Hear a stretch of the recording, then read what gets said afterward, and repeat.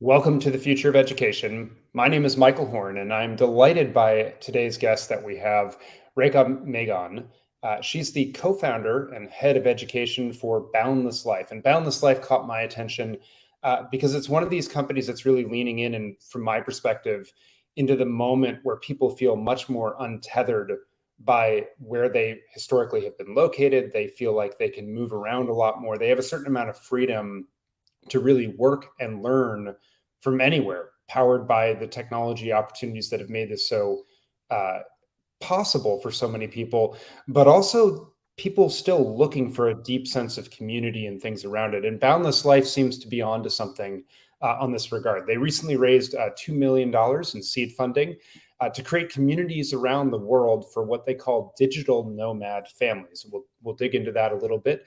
But they also have an educational offering as part of that community that is based on a Nordic Baccalaureate program. And it's experiential, personalized, purposeful, and nature-based in their language.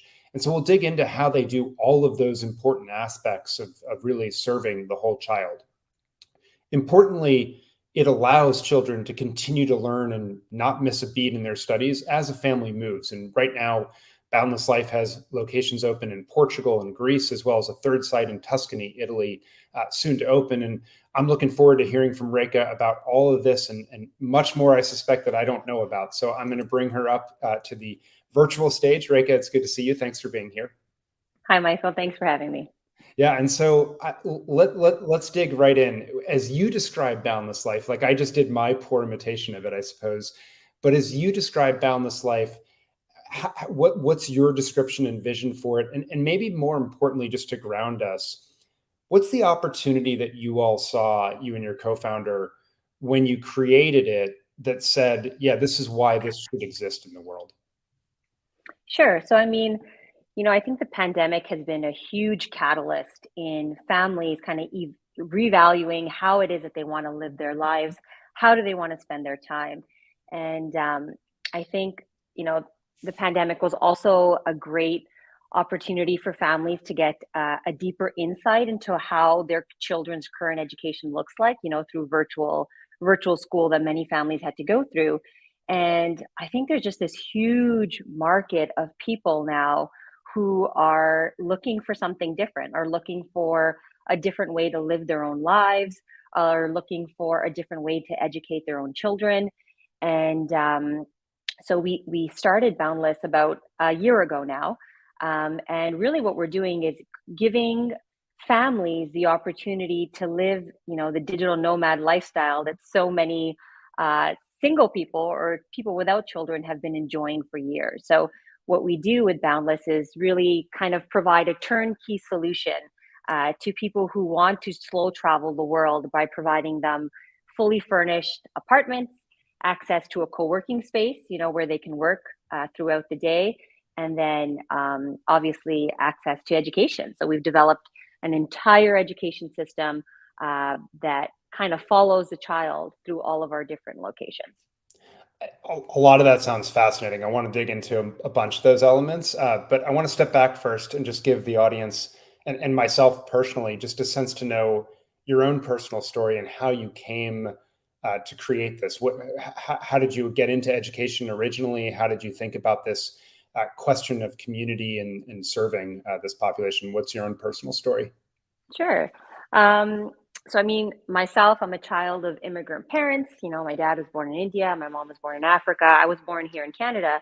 But growing up, they really made it a point to immerse me in mindfulness, community service, and travel from a very young age.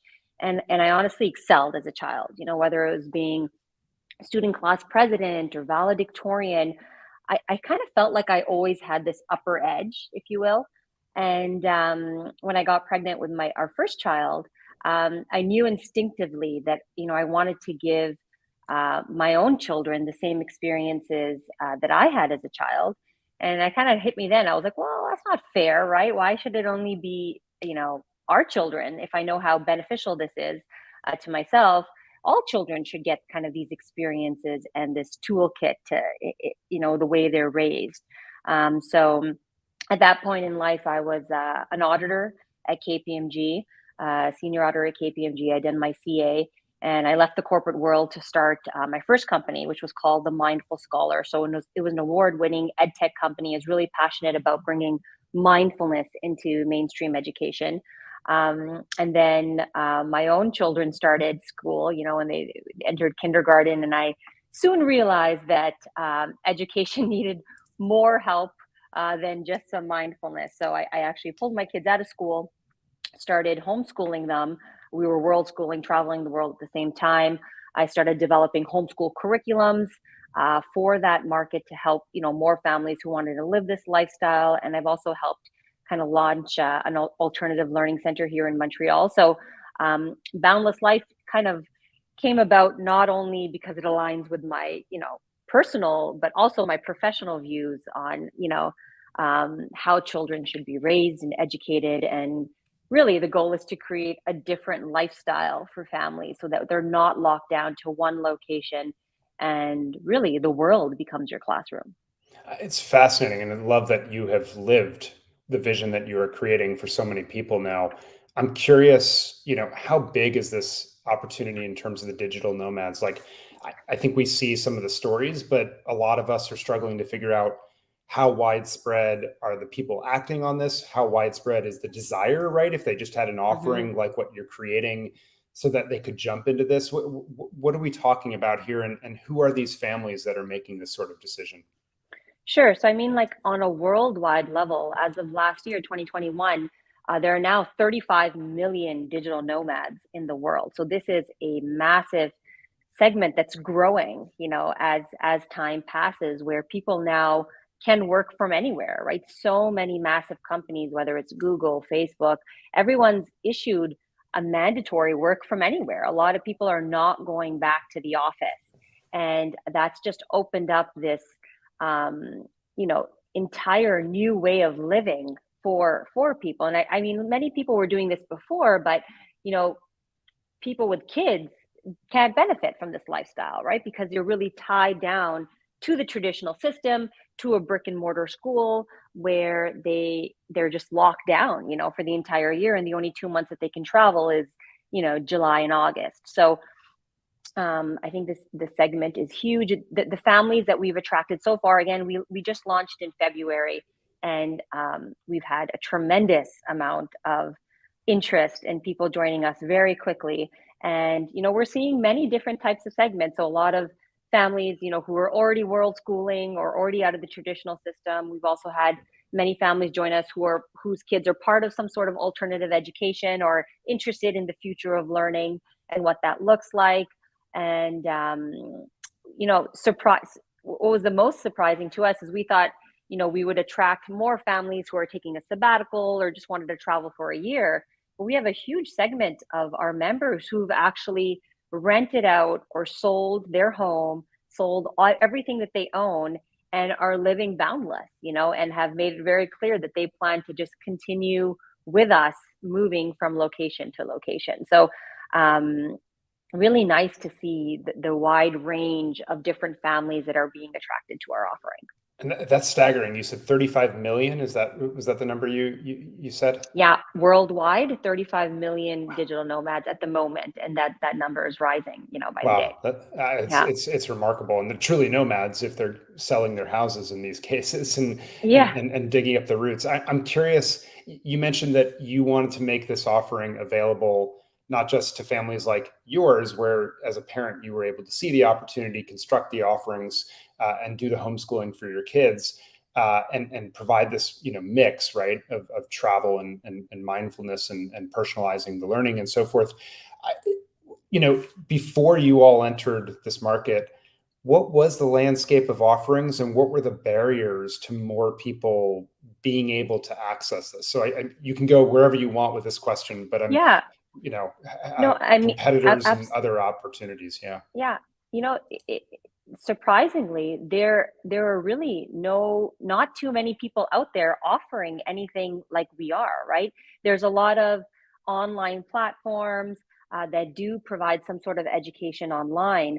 But as a parent, and many families who are already living this lifestyle can attest to, is that it all the offerings out there leave you feeling very isolated, right? Because even if you are traveling the world and your children are following some sort of online program, you're doing it just on your own, right? It's very difficult to move to Thailand or move to Portugal or to Greece and then find a community of people to bond with and make relationships with and have shared experiences. And there's actually nothing really that exists on the market. And that's why we were, compelled to create Boundless Life, is we were looking for a solution ourselves, right?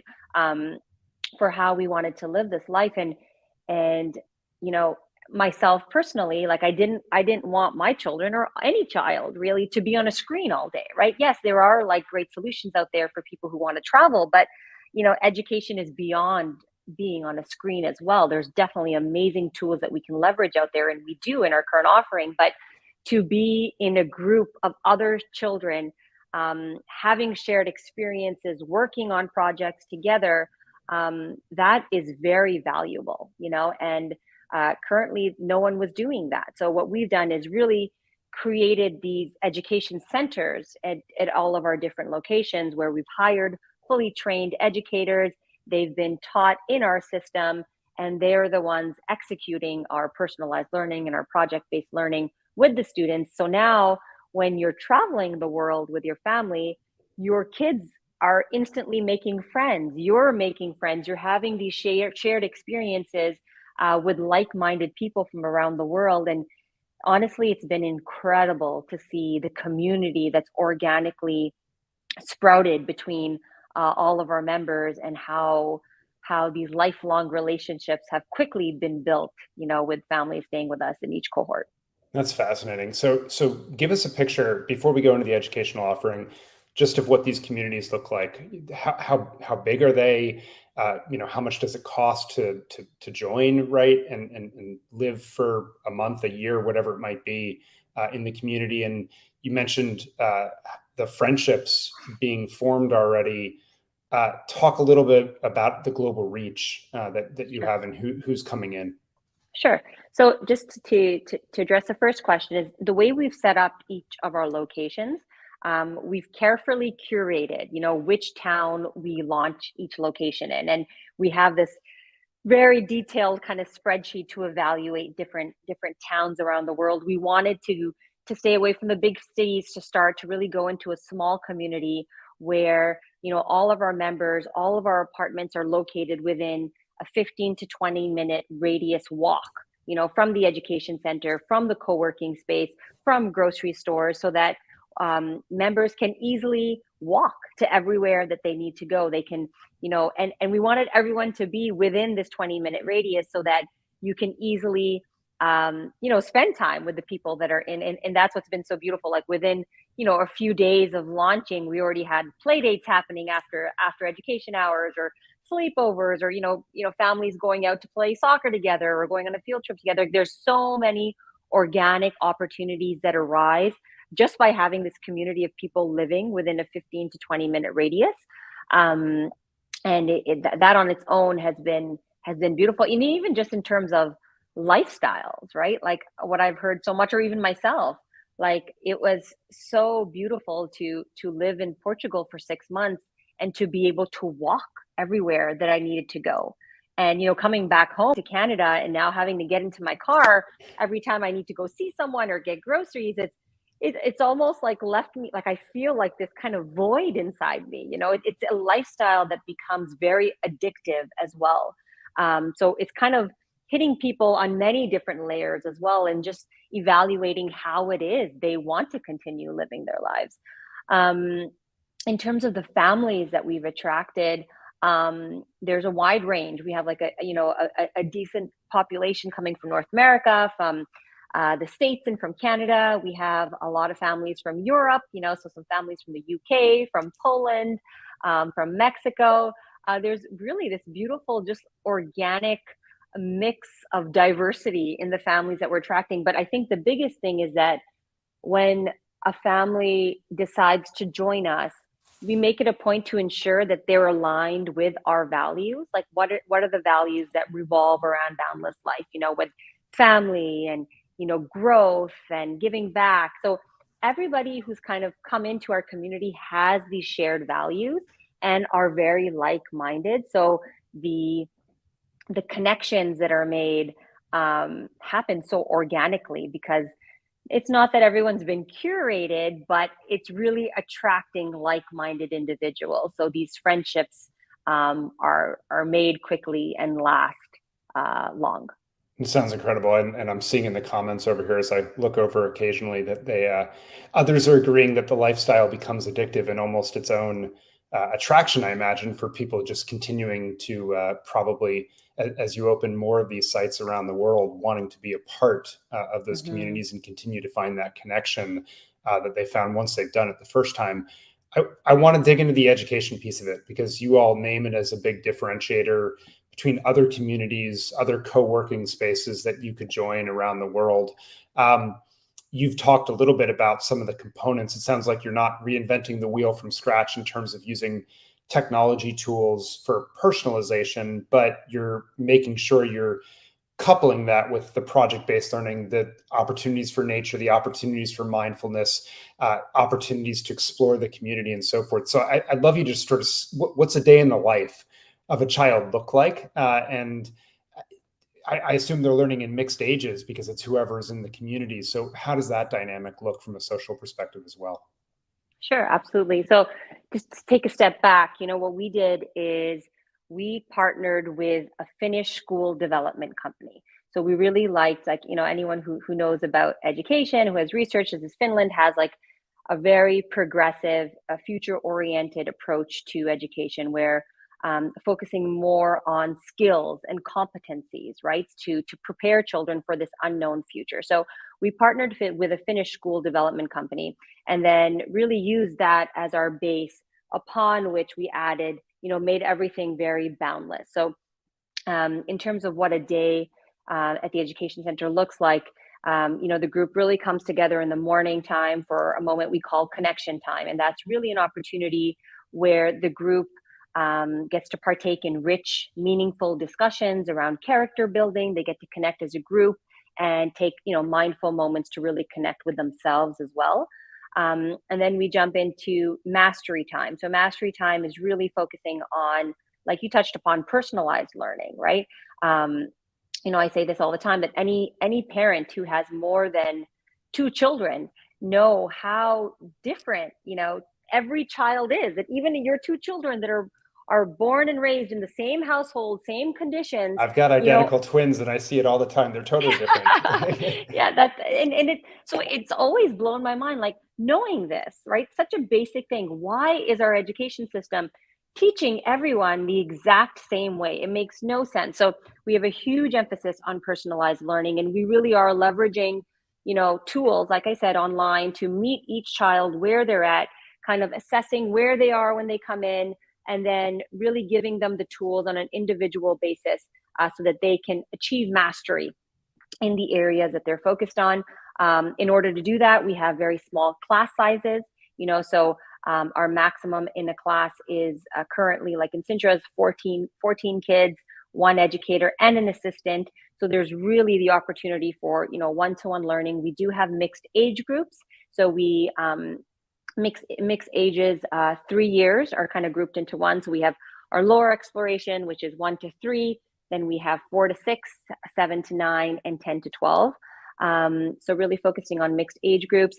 And then the day pushes into quest time. Now, quest time is project-based learning.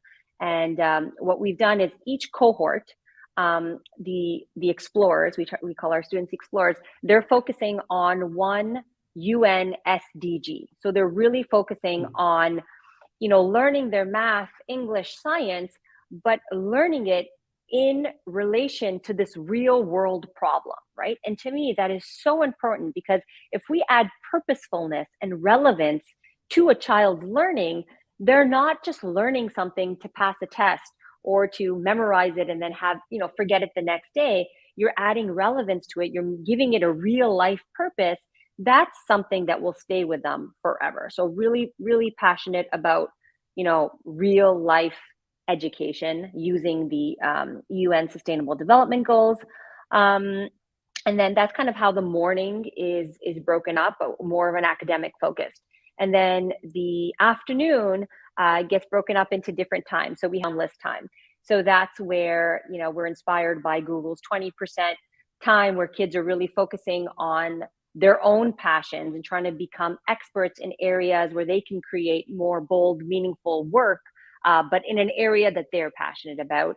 Then we take a deep dive into nature-based learning, where kids are, immersed in nature and really leveraging the local land, whether it's, the beaches in Greece or the forests in Portugal, really, immersing them into nature. We also have culture-based learning. So, one of the biggest things is, because we're opening around in different countries, how can we really immerse our explorers into the local culture? So whether it's learning the local language, the local dance and songs, or even cooking an authentic Portuguese or Greek meal to serve to the community, really giving them an authentic experience of the country that they're in. And the last thing we do, because we're attracting such amazing people in our community, we have a period called Endeavor Time, and that's where once a week we invite a parent from our community to come in and teach about their own zone of genius, right? So I always believe that if you're learning about something, from an expert, that passion and, zone of genius inspires you and lights a different type of fire in you. So, for instance, in Sintra, this last cohort, we had an Olympian staying with us, a silver Olympian medalist. So she came in to talk to the kids about the mindset that's involved in becoming an Olympian. So really leveraging the community so that, different people are bringing education to children, and it's not just restricted to the educators. And I imagine that last piece, right, inspires people then to pick up a passion that they never otherwise would have thought about. And then that informs their time there. I love this interdependence between all the areas where the knowledge is to do something that makes the knowledge that much more important, right, to be able to successfully do Exactly. these projects. I suspect that also informs the passion and the immersion in the culture itself, and that you're seeing this beautiful interdependence, I suspect. Absolutely. It's amazing to see, and the beauty of just how, like, the community comes in and they really spark a fire in the explorers, and to me, that's what education is all about. How do we light that fire, So it's beautiful to witness. That's awesome. And I love, obviously, the mastery, and some of these pieces you're talking about are the bread and butter to me of what education Mm. should look like. So love how these all come together. I'm curious, just sort of a couple questions as we wrap up here. One is, what have you learned over, you all announced this about a year ago. You've had people living on site since, I think you said, February of this year. What have you learned in the first few months that maybe you didn't expect? Mm. You know what, we get feedback from parents all the time, and we're really good at involving our community and getting feedback. And I also do that with the explorers. So I go into the education center, and I have this big Bristol board. I say, okay, tell me, what do you think is working with Boundless Education? What do you think's not working? What do you think we could do better? And one thing that they all highlighted, which I was surprised about, was all the older kids highlighted how much they enjoy um, having such a close relationship to the younger children. Hmm. So, I think that it really, in these mixed age groups, and we have a moment, every day where the older kids go and read to the younger kids. And, there's a lot of kind of silent interactions that happen that don't typically happen in a big school. And I think those moments, to see, that was surprising to me, how each child highlighted that they love being able to read to the younger kids and kind of have that leadership role naturally within the classroom with the younger kids. And that's something I didn't expect. And but that I think is such a beautiful experience for kids to have, because they automatically become the leader, in a setting where typically they're always the subject of someone always teaching them. And I think that interconnection between even the kids, like the younger kids. So, because of that, we're now launching like a boundless big sister and big brother program, where the older kids can also, further support the younger ones, even when they move to different locations. And I think the bonds that are organically being created within our community is so touching, and something that I think will be transformational in the way these children are raised, because now we've eliminated the barrier of, just being friends with people that are in your immediate community. And now, people are becoming, the community is becoming people from all around the world. And to me, that is something that will be transformational in who these children become as they go. You talked about, educating the whole child. And I think being able to show kids very naturally that the whole world is really, your friend or your peer, I think will just change the dynamic of the future leaders that we see coming out of the system. Love so much of that. And I think Montessori education sees the same thing, which is that sort of when you're the younger child, you're being modeled the behavior by the elders, so to speak. You develop Hmm. these bonds and the social capital. And then as you age up, you get to be the leader and exhibit those behaviors, but it's sort of scaffolded as you have these relationships through. And it sounds like you're seeing that very healthy part of the community as well, which is just awesome. And someone on the comments can correct me if I get this wrong, but I think educate means to lead forth originally is the root. So you're really building True. that element, it sounds like. Yeah, great point. Yes. So last question as we wrap up, which is, talk to us a little bit about vision for where this goes from here. And you can do it in two ways, up to you. Choose your own adventure. 5-10 years from now, what does this look? What does Boundless Life look like? Or on the flip side, you have 3 centers about to be fully open. What are plans for growth? How many centers do you project in the next few years? What are some interesting locations we should keep an eye on? Sure. I mean, in terms of, the vision for this, like the grander vision in a few years, which I'd love to see, is, we've had so many members come with us and love the experience that they've had with their children at Boundless Education. And the vision is to empower people to go back to their own local communities and launch their own Boundless Education Center, right? And to have hundreds of centers around the world, which enables people in your local community to experience the education and then also plug in. So, plug in from home to the education center, but then easily be able to go to Portugal or Greece or Bali or Japan, all of our destinations, and to allow kids to easily kind of drop in and out, but between our own education center. So really the vision here is to be able to empower people to go back into their own community and give them all the tools that they need to launch their own Boundless Education Center in their own, local community, which I think really expands the reach that we have, because then it's not only the people who are coming to stay on destination with us, but each community is bringing the education back home to them and allowing people to plug in and out. So that is the grander vision, hopefully, that we can, and we've had so many people, within a few months reach out to us and say, hey, can I open my own Boundless Education Center, and in my hometown in New York or in Montreal or in Toronto. So there's definitely a huge demand for that, and that we're really setting up things to be able to take the business in that direction. In terms of our own locations, like you mentioned, Italy is meant to launch in January. We will be expanding to Asia early next year, in Q1 of next year as well. So, already scouting out properties in Bali and Japan. And then the goal is also to hit South America. We've already, talking to some partnerships in Costa Rica. So there's definitely many locations on the horizon that we're very excited about, and just happy to be able to bring this lifestyle to so many more people moving forward. Boundless indeed. Really exciting to see how members of the community are setting up their own models in their own localities. And I can see what you're saying about how this will start to spread. So it's really accessible to anyone, anywhere, ultimately. So Rekha, just huge thanks for coming on and talking us through and building something that for a lot of families is going to be absolutely transformational. And for all of you tuning in, thanks again for joining us in the Future of Education. If you like stories like what Boundless Life is creating and want more to learn more about it, give us a thumbs up wherever you're watching. And thank you as always for tuning in. We'll be back next time.